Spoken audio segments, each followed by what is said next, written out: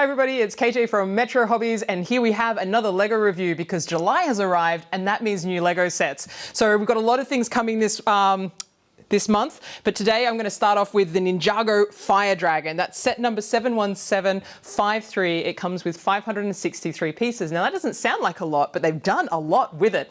So this is the Fire Dragon. As you can see, can do the outstretched wings, and that's the first thing I wanted to actually show you.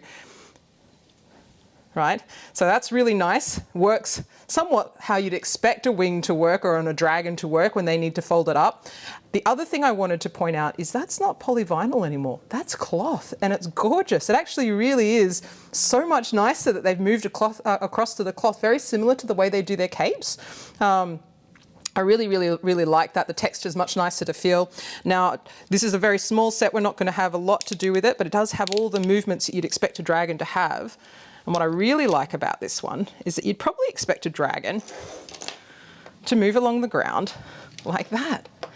Folds up its wings, crawls along, and I like that they've paid attention to the animal quality of the dragon and not just building a display model. They've actually built it so it looks like how it might look, or you'd imagine a dragon to look semi-real, because clearly we don't really have any dragons.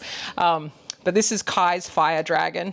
Got a nice little headpiece, mouth moves, got a lot of articulation joints so he can move around.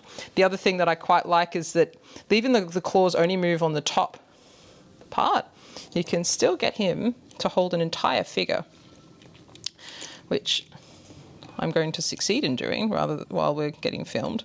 There we go. So you can get him to hold an entire figure in his claw, which I really like. So you've got the movability of the claws on the front, or the forepaws. There's his foot. Got the movability on the hind legs as well.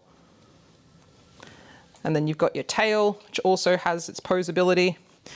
You probably, if you're wanting to pose him standing up, you're probably going to be using that tail to balance him a little bit, which is what a tail is for.